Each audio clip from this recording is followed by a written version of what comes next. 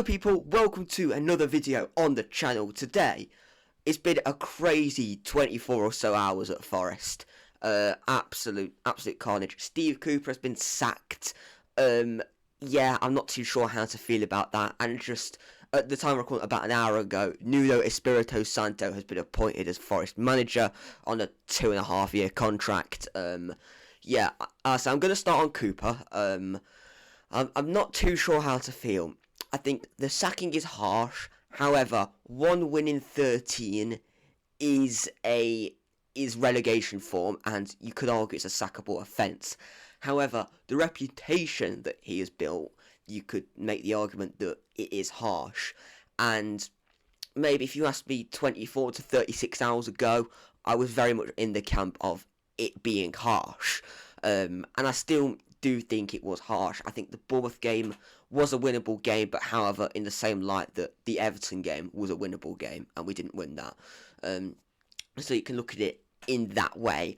However, I think just he's the first manager to get us back to the Premier League in 23 years. He kept us up. He was part of the team that signed so many fantastic players for us, both in the Championship and in the Premier League. He got players play extremely well, players that we didn't expect.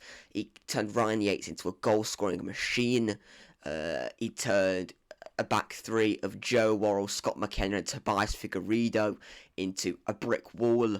He turned Jed Spence into one of the best right-backs in the league, in the Championship, and we got us into Premier League. It was obviously tough, newly promoted side, completely new squad. It was going to be tough, but he kept us up. He kept us into 16th. He picked us up from some very low moments, from the 4-0 loss to Leicester, the 4-0 loss to West Ham. He got us some incredible results. The draw against Man City, the atmosphere was incredible.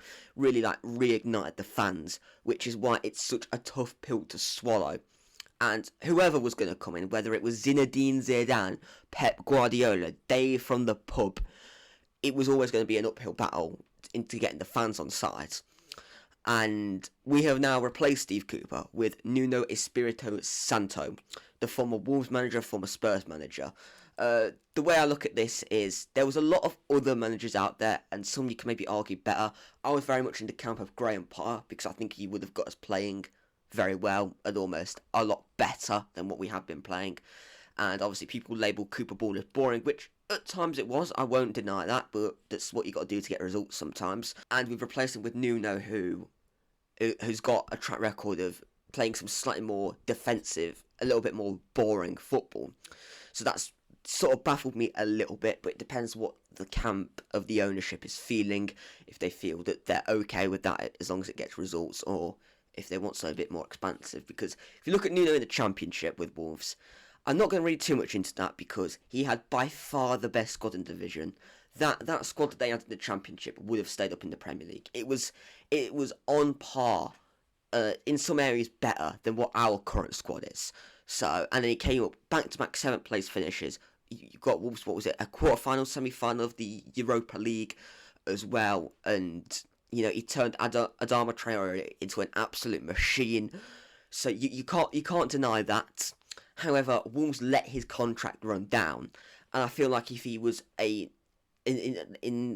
the cross side of things, you can look at that like, if he was so good, why did they let his contract run down? His time at Spurs, if you look at his points per game, it's not actually that bad. However, he was there for like 3 months and then left. It was a complete farce by the whole of Tottenham. Not really much to do with Nuno. He had a very good start, beat City, etc. And then just fell off, got battered by Palace, got battered by Arsenal, and he was sacked. It was a complete panic appointment, so you can't blame him too much for that. He's then just been at Saudi Arabia. He won the league there. However, I'm not too sure how long he was in the job for before they won the league. I don't think he was there that long. I might be wrong though. I'm not too sure how the season works in Saudi. This is quite a authentic reaction from me, so I've not done too much back research here. And then he got sacked. However, from what I've seen of the form wasn't too bad. It just looks like it was a harsh sacking. So you can look at it like that. So how I feel on the situation is, 24 hours ago, I was not happy. I did not see Nuno as a step up from Cooper.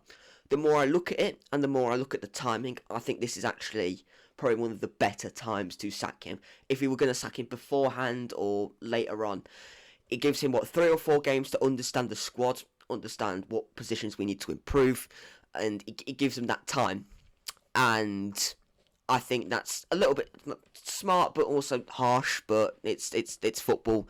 It's the sports business. It is harsh sometimes, and it gives him 3 or 4 games to understand the squad, and then January, so then he can get in some players he wants, get rid of some players he doesn't want, etc. Which I think is a good thing. And then it's because if we kept Cooper and then gave him January and then sacked him, it would have just been completely and utterly pointless, and there would have been uproar about it. It was like, well, if you're going to sack him, just sack him sooner. As much I do feel like Marinakis has handled this situation not very well, reportedly not answering phone calls from Steve Cooper, and apparently, this is very much apparently, I don't have any sources, so please do not attack me if this is slightly wrong. Apparently it wasn't him that told him, face to face, that you're relieved from your duties, which I think is very, very poor from the man that really did put us back on the map in terms of the footballing sense. So I think that's a very, very poor, if true, from Evangelos Marinakis. So yeah, he's always been known as cutthroat. I'm not his biggest fan. However, I understand that you do have to be cutthroat sometimes, and equally, if he maybe let relationships get too much, then it could have resulted in us getting relegated, which nobody, including Steve Cooper, would have wanted. So that's how I look at it. And Nuno, I think I still would have preferred Potter. However, the more I think about it and the more I look into it, the more I can understand it and the more I can get behind it. I still feel though, I'll be very surprised if 12 months time, if I'm sat in this seat and Nuno is still the manager. If he is, I will be the first one to say, well done, fair play, you've proved me wrong. However, I'm not too sure. He's been given a 2.5-year contract, so clearly there's some form of future with him, but I'm not too sure. We'll have to wait and see, and we have to get behind him for the Bournemouth game. It's vital that we do that. We can't make the atmosphere toxic. It has to be great atmosphere. We have to get behind Nuno and the players.